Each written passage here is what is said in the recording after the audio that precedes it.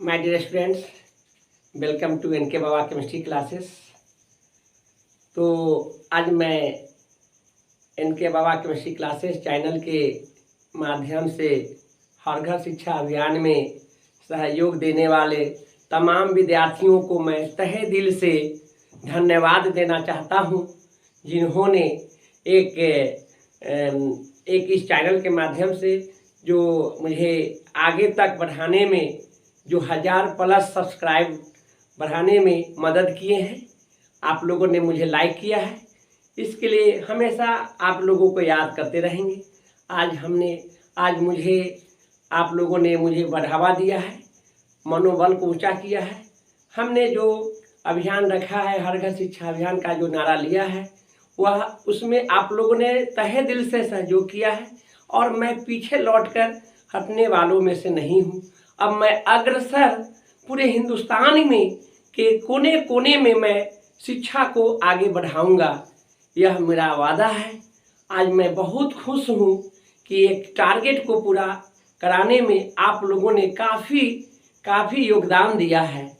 तो इसके लिए मैं अपने तहे दिल से आप सभी तमाम विद्यार्थियों को मेरे तरफ से धन्यवाद है और मैं आशा करता हूँ कि अग्रसर मुझे साथ देंगे और मैं जिसके कारण मैं हर घर शिक्षा अभियान में घर घर में शिक्षा का मैं दीपक जलाऊंगा।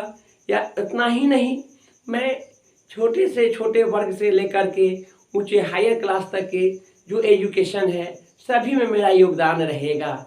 आज मैं बहुत बहुत खुश हूँ, इसलिए आप सभी लोगों को पूरे एक बार और मैं कहता हूँ कि इसके लिए आप सभी लोगों का धन्यवाद। तो माय डियर स्टूडेंट्स, हमने जो क्वेश्चंस को रखा है, जैसा कि हमने कहा है कि अभी प्रैक्टिस कराऊंगा और क्वेश्चन जो है ऑर्गेनिक केमिस्ट्री से हमने रखा है, एक आध क्लास और इसमें हम लेंगे ताकि इम्पॉर्टेंट क्वेश्चंस जो है यह आपके लिए रिजर्व हो जाए। आप जब एग्जामिनेशन में जाए तो क्वेश्चन कोई नया नहीं लगे, आप देखते ही उसका आंसर देंगे। तो हमने ऐसा सोचा है कि पहले आप स्टॉक कर लीजिए क्वेश्चंस का, उसका नॉलेज रखिए, जो परीक्षा में आए उसको आप बना दीजिए। तब हम क्या करेंगे कि चैप्टर वाइज सिस्टमेटिक पढ़ाते रहेंगे। तो एक थोड़ा सा और क्वेश्चंस है और जिस पर हम आपको फोकस करेंगे। जो क्वेश्चन है, एक कार्बनिक यौगिक की अभिक्रिया सोडियम बाइकार्बोनेट के संतृप्त जलीय विलयन से कराने पर फदफदाहट, देखिए फदफदाहट होता क्या है। आप घर में आप स्टोव जलाते होंगे या गैस सिलेंडर से गैस, तो देखते होंगे नीले रंग का लौ निकलता है, फदफदाहट जैसा आप साउंड क्रिएट होता है। उसी तरह से यहाँ पर भी फदफदाहट होता है। तो उस फदफदाहट का कारण कौन है? फॉर्मिक अम्ल, एसिटिक अम्ल, फॉर्मल्डिहाइड, एसिटल्डिहाइड। तो फदफदाहट का कारण है एसिटिक अम्ल। बहुत बहुत इंपॉर्टेंट है, हमने इसका काफ़ी मंथन किया है एनसीईआरटी बुक के द्वारा और यह एक यूनिक क्वेश्चन लगा है और उम्मीद रखता हूँ कि ऐसा क्वेश्चन एग्जामिनेशन में पूछे जाएंगे। नेक्स्ट क्वेश्चन है, डीएनए तथा आरएनए में समान भस्म उपस्थित होते हैं। तो आप जानेंगे कि डीएनए और आरएनए में नाइट्रोजिनस बेस होते हैं, जिसमें एडेनिन, थाइमिन, गुआनिन और साइटोसिन होते हैं। तो आप जानेंगे कि डीएनए और आरएनए में जो डिफर वाला जो होता है क्षार, वह होता है यूरासिल। थाइमिन के स्थान पर यूरासिल आते हैं कब? आरएनए में। तो यहाँ पर समान भस्म की बात किया जा रहा है। तो भस्म जो होते हैं 4 होते हैं, एडेनिन, गुआनिन, थाइमिन और साइटोसिन, जो डीएनए में होता है। लेकिन आपको यहाँ पर आपको कह रहा है कि दोनों में अलग करने वाला कौन है। तो आप जाने डीएनए तथा आरएनए में समान भस्म उपस्थित होते हैं। तो समान भस्म में डीएनए तथा आरएनए में जो होगा आपको वो होगा एडेनिन, गुआनिन, एडेनिन एवं साइटोसिन होंगे। इसमें तीनों होगा, ध्यान रखेंगे आप। इसके लिए बहुत ही इंपॉर्टेंट क्वेश्चन है, इसको याद रखेंगे। नेक्स्ट हमने जो क्वेश्चन रखा है, ओरलन एक प्रकार का बहुलक है। तो बहुलक है तो किसका बहुलक है? एक्रिलोनाइट्राइल का, इथीन का, विनाइल क्लोराइड का, एमाइड का। तो यहाँ पर एर्लोन जो होते हैं, ऑर्लन व एक्रिलोनाइट्राइल का हम जब बहुलक चैप्टर पढ़ाएंगे काफ़ी ब्रीफ में बतलाएंगे। हमने यह सब क्वेश्चन कुछ इसलिए रखे हैं जो एग्जामिनेशन के लिए आप लोग का स्टॉक हो जाए, ताकि आपको कॉन्फिडेंस रहे कि मैं कुछ जानता हूँ, मैं उसका जवाब दे सकता हूँ। नेक्स्ट है, किस बहुलक में एमाइड बॉन्ड होते हैं? किस बहुलक में एमाइड बंध या बॉन्ड होते हैं?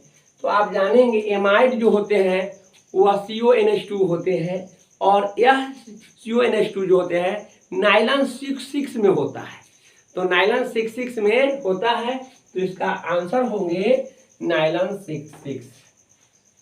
नेक्स्ट क्वेश्चन है, कौन सी दवा बुखार कम करता है? काफी इंपॉर्टेंट है, यह पूछा गया भी क्वेश्चन है। कौन सी दवा बुखार कम करता है? तो आप जानेंगे एंटीपायरेटिक। एंटीपायरेटिक एक ऐसी दवा है जो बुखार को कम करता है। एंटीसेप्टिक तो चर्म रोग होते हैं, स्किन वगैरह के लिए होता है। एंटीबायोटिक जो होते हैं तो सभी तरह के जो डिजीज होते हैं उसको वह क्या करता है, रोग को दबा के रखता है, वह उस पर कंट्रोल करता है।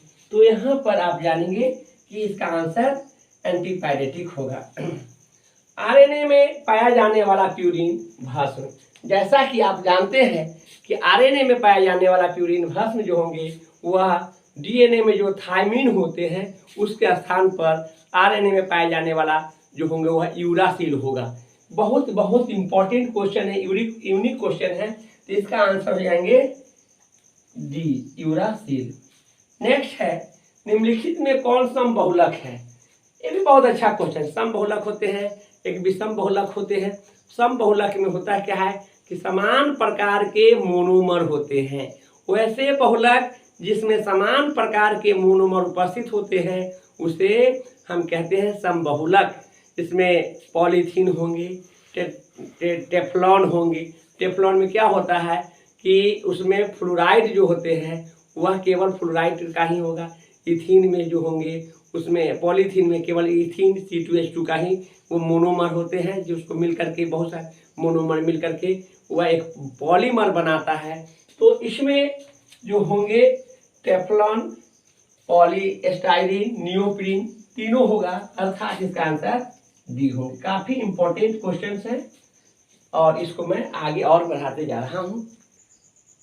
तो नेक्स्ट क्वेश्चन है, दर्द निवारण दवाइयां निम्नलिखित में कौन है? तो दर्द निवारण में एनाल्जेसिक ग्रुप आता है। एनाल्जेसिक में नोवाल्जीन, अल्ट्राजीन, एनाल्जीन, ये सारे जो है मेडिसिन हैं, इसका पेन किलर मेडिसिन है। तो उसमें जो होगा उसको सभी को मिला करके हम एनाल्जेसिक कहते हैं। एनाल्जेसिक एक ऐसी मेडिसिन है जो पेन किलर है, वह दर्द निवारण होता है। तो इसमें आंसर जो होंगे एनाल्जेसिक होगा। एंटीबायोटिक नहीं होंगे, एंटीसेप्टिक नहीं होंगे। एंटीसेप्टिक स्किन के लिए आता है, क्रीम होते हैं, इसका कटा हुआ हो या जला हुआ हो तो उसका यूज होता है। एंटीबायोटिक ऐसे मेडिसिन है जो कोई भी तरह का, किसी भी तरह का डिजीज हो तो उसको रिलीफ के लिए वह दिया जाता है। एंटीबायोटिक ऐसे तो बार बार यूज करने से वह हार्मफुल है, इसलिए बिना डॉक्टर के सलाह से एंटीबायोटिक मेडिसिन नहीं लेना चाहिए। तो इसका आंसर होगा एनाल्जेसिक। नेक्स्ट है, किसका उपयोग फॉर्मालिन के रूप में होता है? देखिए बहुत अच्छा क्वेश्चन है यह। फॉर्मालिन जो है आपको सरफेस केमिस्ट्री में वहाँ पर इसकी चर्चा किया है। फॉर्मालिन जो है आपको फॉर्मल्डिहाइड है, फॉर्मल्डिहाइड के कारण फॉर्मालिन बनता है। किसका उपयोग फॉर्मालिन के रूप में होता है? तो फॉर्मल्डिहाइड। फॉर्मल्डिहाइड का सूत्र क्या है? HCHO। इसका आंसर ए होगा।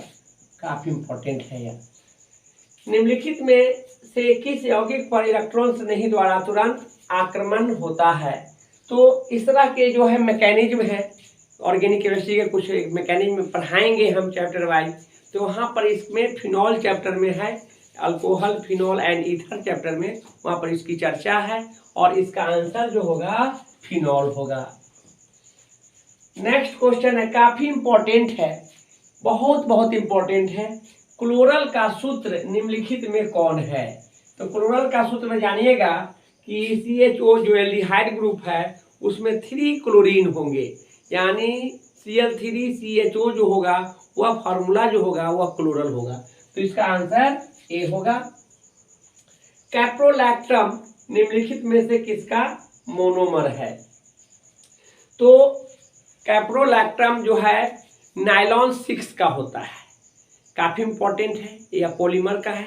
पॉलीमर चैप्टर हम डिटेल पढ़ाएंगे तो वहाँ चर्चा करेंगे कैसे बनाया जाता है, लेकिन यह इंपॉर्टेंट पॉइंट है एग्जामिनेशन पॉइंट ऑफ व्यू से, हमने इसको रखा है, इसको ध्यान में रखेंगे। कैप्रोलैक्टम जो है आपको नायलॉन 6 है। नेक्स्ट है मेथिल एमीन को निम्नलिखित में से किसके द्वारा बनाया जाता है? मेथिल एमीन यानी प्राइमरी एमीन है।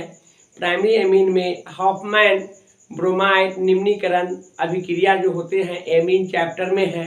जब होता क्या है कि एल्काइल एमाइड को ब्रोमीन के साथ सोडियम हाइड्रोक्साइड के उपस्थिति में अभिक्रिया कराते हैं तो प्राइमरी एमीन का निर्माण होता है।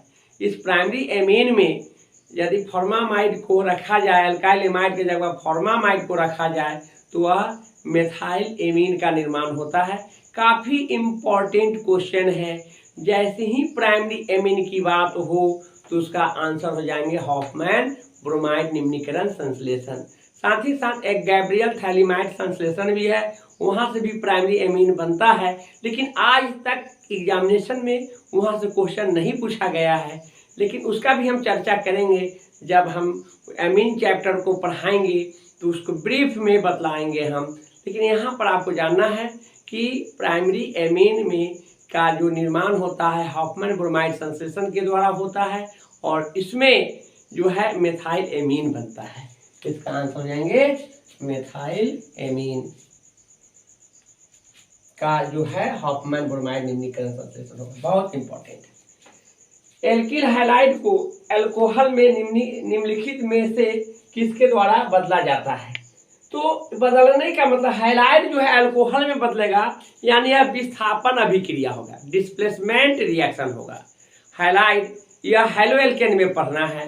हैलोएल्केन में पढ़ना है आपको कि हैलोजन से अल्कोहल में कन्वर्ट करने के लिए सोडियम हाइड्रोक्साइड की उपस्थिति में यह अभिक्रिया कराया जाता है, तो इस तरह से डिस्प्लेस्ड हो जाता है, विस्थापित हो जाता है, इसलिए इस अभिक्रिया को विस्थापन अभिक्रिया के नाम से जानते हैं और इसमें हो जाएगा विस्थापन अभिक्रिया के द्वारा। नेक्स्ट क्वेश्चन है आयोडोफॉर्म, काफी इंपॉर्टेंट है, ध्यान रखेंगे। आयोडोफॉर्म में एंटीसेप्टिक क्रिया के कारण निम्नलिखित में से कौन है? तो आयोडोफॉर्म अब आयोडीन है जो एंटीसेप्टिक होते हैं, जिससे आयोडीन मुक्त होता है। यह एनसीईआरटी के हैलो एल्केन और हैलो एरीन में काफ़ी बढ़िया से इसकी चर्चा किया है।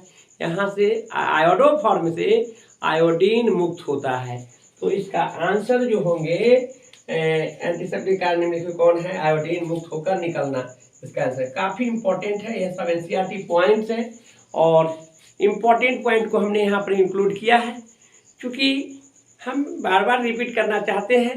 जो अभी हम क्वेश्चन का जो प्रैक्टिस करा रहे हैं वो एग्जामिनेशन पॉइंट ऑफ व्यू से बहुत सारे जगह पर अध्ययन आप लोगों ने किए हैं, लेकिन यह जो आपको तरीका हम बतलाए हैं यह एकदम एनसीईआरटी का जो इम्पोर्टेंट पॉइंट को हमने जो कलेक्शन किया है, बार बार क्वेश्चन रिपीट किया है एग्जामिनेशन में, फिर भी पूछते रहेंगे।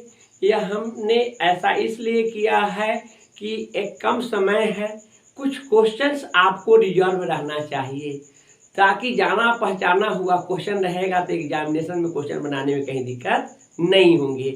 हमने आपको चैप्टर वाइज भी पढ़ाया है, जो 2 चैप्टर को पढ़ाया है। फिर नेक्स्ट क्लास से हम 3rd चैप्टर इलेक्ट्रोकेमिस्ट्री स्टार्ट करेंगे, वहाँ से पढ़ाते हुए ऑब्जेक्टिव कहाँ से बनेंगे, न्यूमेरिकल्स कैसे बनेगा, साथ ही साथ आप जानेंगे इसके 2 मार्क्स का क्वेश्चन कैसे बनेगा, कौन आएगा, 5 मार्क्स में कौन कौन आएगा, इस सारी बातों को हम चर्चा करेंगे। चिंता करने की बात नहीं है। आपको सबसे पहले जानेंगे कि 50% जो ऑब्जेक्टिव क्वेश्चन पूछे जाते हैं उस पर विशेष रूप से फोकस करना है। वह यस नो में आंसर है। यदि आप सही बनाते हैं तो 100% आता है, उसका स्कोरिंग करेगा। यदि गलत हो जाता है तो 100% वह स्कोर नहीं होगा। अच्छा रिजल्ट लाने के लिए ऑब्जेक्टिव पर फोकस करना होगा। और ऑब्जेक्टिव पर फोकस कब होगा? जब सब्जेक्टिव कॉन्सेप्ट अच्छा रहेगा। और यह कॉन्सेप्ट आपका जो सिलेबस है, वह जो एनसीईआरटी बुक है, वही बहुत बहुत इम्पॉर्टेंट है।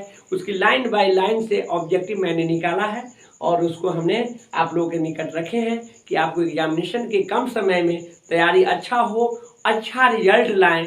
इसलिए हम इस बातों पर बहुत गंभीरता पूर्वक ध्यान देते हुए हमने इसको यहाँ पर रखे हैं। एक क्लास मैं और लूँगा ऑर्गेनिक से ऑब्जेक्टिव क्वेश्चन के लिए, उसके बाद नेक्स्ट क्लास से हम इलेक्ट्रोकेमिस्ट्री स्टार्ट करेंगे। ऐसे तो समय कम है, लेकिन हम आपको कम समय में बहुत अच्छे ढंग से इसकी तैयारी कराएंगे। तो हम इतना ही पर आज जो है समाप्त करते हैं। फिर कल हम नए चैप्टर, नए टॉपिक्स के साथ ऑब्जेक्टिव क्वेश्चंस का ही प्रिपरेशन कराएंगे। आज के लिए इतना ही है।